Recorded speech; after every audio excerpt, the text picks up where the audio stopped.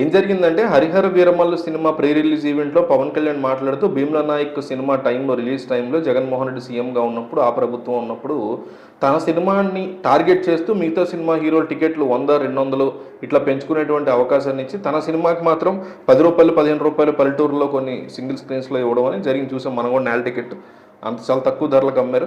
అవన్నీ కూడా గుర్తు తెచ్చుకుంటూ మనల్ని ఎవడరా ఆపేదని నేను ఛాలెంజ్ చేశాను. ఈరోజు మనం ఇక్కడ ఉన్నాము. మళ్ళీ చెప్తున్నాను, మనల్ని ఎవడరా ఆపేది? This is not about money, this is not about power, this is not about something else.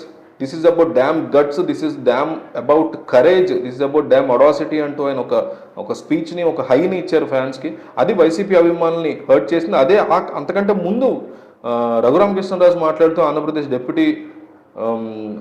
Deputy speaker ఆయన మాట్లాడుతూ గత పాలకుడిని జగన్మోహన్ రెడ్డిని, ఒక ఔరంగజేబు లాంటి జగన్మోహన్ రెడ్డిని ఎట్లా తరిమి కొట్టాడో పవన్ కళ్యాణ్ సినిమాలో కూడా నిజమైన ఔరంగజేబుని తరిమి కొడతాడు 'హరిహర వీరమల్లు' సినిమాలో అంటూ కూడా ఔరంగజేబు లాంటి ఒక దారుణమైన దుర్మార్గమైనటువంటి లీడర్తో, రాజుతో జగన్మోహన్ రెడ్డిని పోల్చడం ఇదంతా కూడా వైసీపీ శ్రేణులకు విపరీతమైన కోపాన్ని తీసుకొచ్చింది.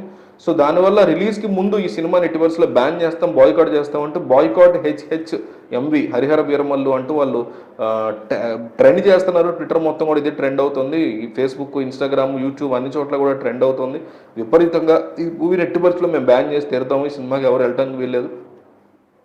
దీనికి తోడు కొంతమంది NTR fans, Allu Arjun fans, Mahesh Babu fans, Prabhas fans కొంతమంది వాళ్ళు కూడా ఇన్వాల్వ్ అవ్వడం, ఈ ట్రెండ్లో గతంలో వీళ్ళు ఏదో చేశారు వాళ్ళకన్నట్టు వాళ్ళు దీని మీద ఇన్వాల్వ్ అవ్వడం ఒక రచ్చగా నడుస్తుంది. అంతా కూడా ఒక టెన్షన్ వాతావరణం క్రియేట్ చేస్తుంది 'హరిహర వీరమల్లు' అభిమానులు, పవన్ కళ్యాణ్ అభిమానులు అని చెప్పుకోవాలి.